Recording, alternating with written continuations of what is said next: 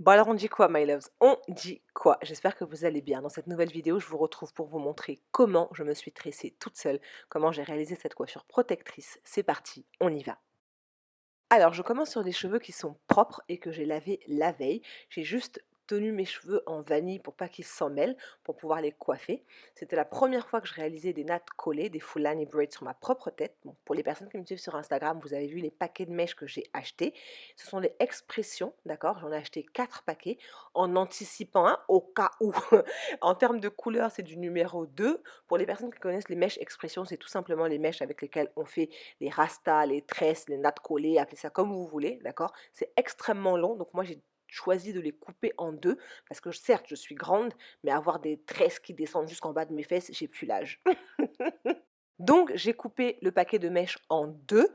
Alors je ne sais pas si vous connaissez ça, mais chez moi on appelle ça tirer les mèches. C'est-à-dire que quand vous coupez votre paquet de mèches en deux, les extrémités sont très raides. Et donc chez nous on fait ce qu'on appelle tirer les mèches, comme vous voyez, c'est le geste que je fais là, pour que votre extrémité ne soit pas trop raide et qu'elle ne se défasse pas par la suite. Si j'étais au pays, je donne ça aux petites cousines là, aux petites sœurs, faut me tirer les mèches et puis je m'assois, quelqu'un me tresse.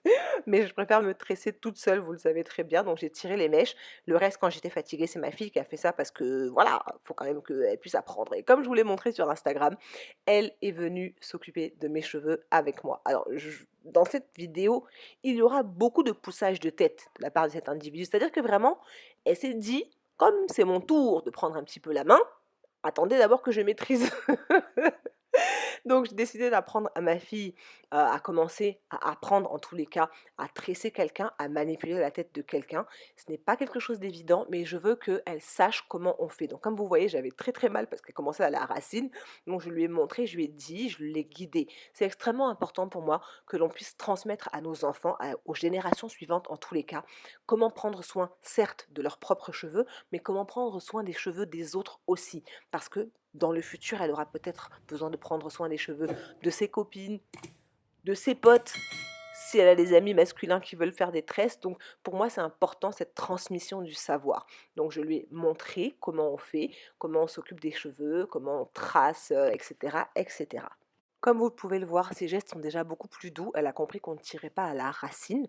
Donc elle essaie de démêler d'abord les longueurs avant de vraiment insister sur la partie qui est proche du cuir chevelu pour éviter trop de tension et éviter des douleurs du coup au niveau du cuir chevelu.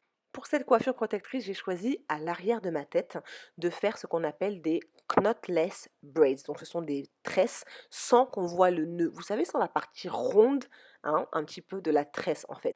Donc, ce que j'ai commencé par faire, c'est hydrater très lourdement, très généreusement mes cheveux. L'hydratant que j'utilise, l'huile que j'utilise, enfin, tout ça, c'est pas très très important. L'objectif, c'est d'hydrater. J'ai décidé de sceller aussi cette hydratation-là. Là, j'ai choisi du Jamaican Black Castor Oil parce que je voulais vraiment que l'hydratation reste dans mes cheveux. Ensuite, je suis passée à un démêlage. Alors, mes cheveux, je les avais démêlés la veille. Donc, au moment de mon wash day, donc ils n'étaient pas vraiment emmêlés. Maintenant, l'objectif, c'est de faire en sorte qu'il n'y ait pas de nœud, que je ne crée pas de nœud pour mes futures tresses. Donc, on a fait 3 séparations. Vous allez voir par la suite, 3 séparations.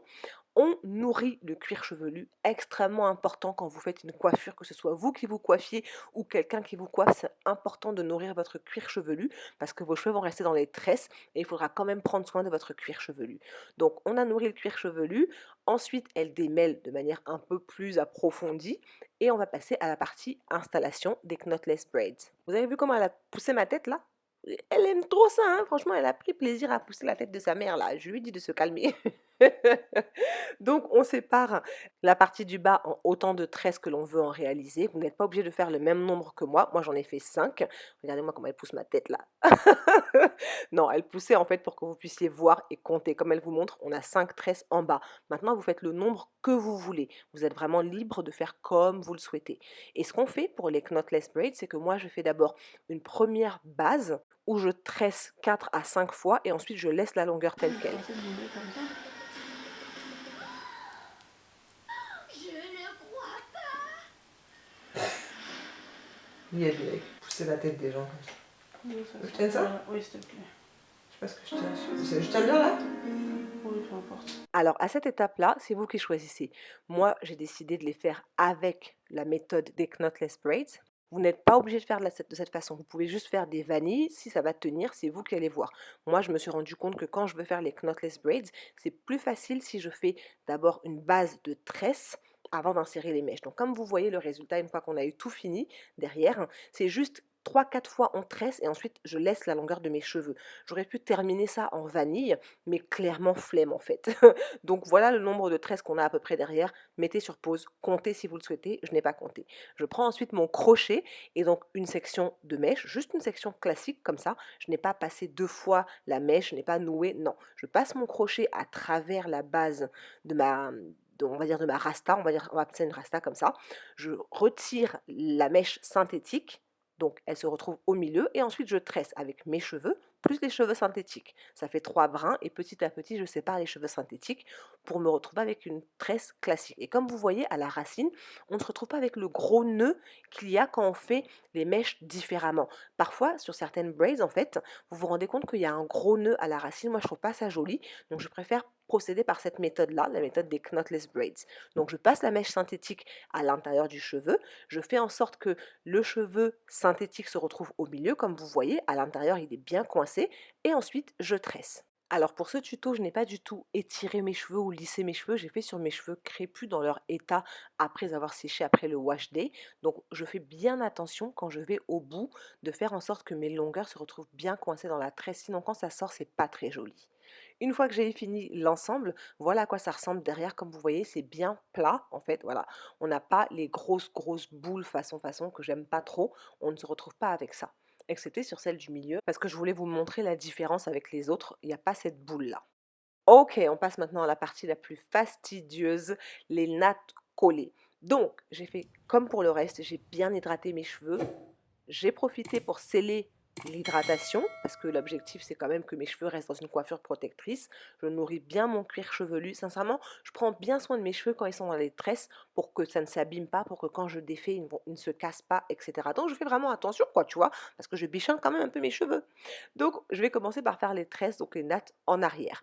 Alors, j'ai utilisé un tout petit peu de edge control, mais comme vous voyez sur mes cheveux de devant, je ne commence pas les tresses vraiment sur les petits cheveux de devant. Mes petits cheveux de devant sont en train de repousser, je me remets à les faire pousser, donc je ne mets aucune tension. Je commence vraiment à tresser et à natter, vraiment au bout de 1 centimètre, on va dire, c'est là que les tresses tiennent pour moi.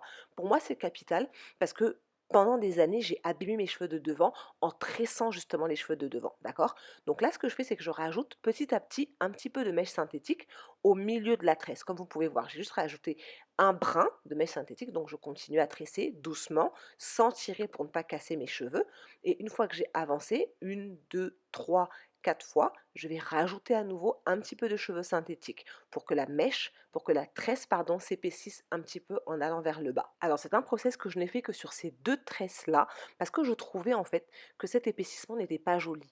La plupart du temps, sur les Fulani braids, c'est comme ça. On rajoute de la mèche au fur et à mesure qu'on avance pour que ce soit plus gros vers le bas. Mais moi, je n'aimais pas le résultat sur mes cheveux. Donc, ce que j'ai fait, c'est que je me suis simplement contentée de tresser mes cheveux en arrière.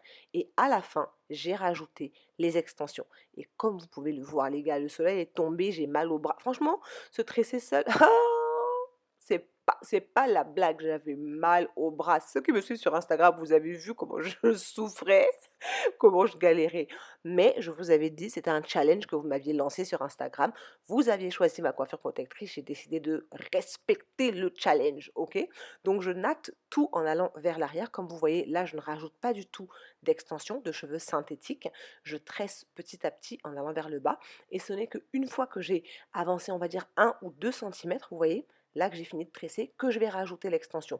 Pour la simple et bonne raison que je n'ai pas envie de rajouter de l'extension un peu plus haut, comme je vous l'expliquais précédemment, parce que je trouve que ça fait trop gros et je n'aime pas le résultat sur ma tête. Sur les autres femmes, je trouve que c'est très joli, surtout quand c'est une coiffeuse qui fait mèche par mèche, mais sur moi, je trouvais pas ça joli.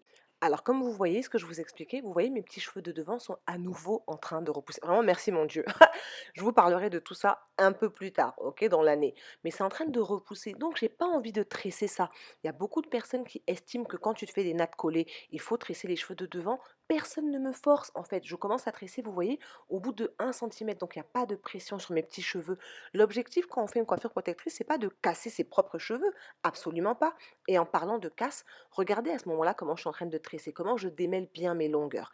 Quand vous allez chez une coiffeuse et qu'elle tire au bout, parce que ça s'en mêle, c'est comme ça qu'on vous casse vos longueurs. Moi, ça me fait mal au bras, certes c'est long, mais je fais en sorte que mes longueurs, je ne tire pas quand ça fait un petit nœud. Tu sais, quand tu nattes une fois, deux fois, trois fois, les cheveux s'en mêlent un petit peu. Je prends le temps de bien démêler, comme vous voyez. Et c'est exactement ce qui évite la casse. Donc, quand vous allez chez les coiffeuses et qu'elles tirent trop, demandez-leur de faire attention. C'est votre argent, c'est vos cheveux, c'est vos efforts, c'est votre tête.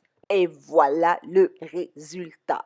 Donc, comme vous pouvez le voir, votre go se la pète un petit peu. Oui, oui, oui, j'ai fait mes tresses. Voilà exactement ce que ça donne de dos. J'ai fait un petit modèle un peu sur le haut parce que je me suis dit quand même, c'est la première fois que je me fais des Fulani braids par moi-même. Donc, il faut quand même essayer de spice up un peu le game, ok? Ok, comme vous voyez sur les tresses de devant, ce n'est pas slick, ce n'est pas baby hair, mais j'ai décidé de vous montrer un petit peu ce que ça pourrait donner, d'accord? Donc, vous pouvez rajouter du gel aux graines de lin, du gel acheté en commerce, comme vous le voulez. Et comme vous voyez, j'ai rajouté une mousse sur toutes mes longueurs pour que les petits cheveux, en fait, soient bien, bien maîtrisés, juste après la coiffure. Je ne mets pas de la mousse toutes les semaines, je ne mets pas de la mousse tous les jours, absolument pas. C'est juste le jour de la coiffure. J'ai plongé les longueurs dans une eau bien, bien, bien, bien chaude, en faisant attention à ne pas me brûler, bien évidemment. Et voilà le résultat final. Donc en termes de longueur, ça tombe juste au-dessus de mes fesses, comme vous voyez, on va dire en bas de mon dos plutôt. Ça tombe vraiment en bas de mon dos. Les mèches sont coupées en deux. Et voilà le résultat sur le devant. Les mèches sont vraiment très jolies. En fait, je trouve que ça fait slick, ça fait polish, tu vois, ça fait chic en fait, sans en faire de trop. Il n'y a pas besoin d'avoir les edges tout le temps on flick. On peut être joli, présentable, en toute simplicité. C'est la fin de cette vidéo, j'espère qu'elle vous a plu. Si jamais c'est le cas, vous savez ce qu'il vous reste à faire. Likez, partagez. Dites-moi dans les commentaires si vous vous êtes déjà tressé, si vous avez ce genre de courage ou pas. Et en attendant une prochaine vidéo, je vous dis à très vite. Mouah.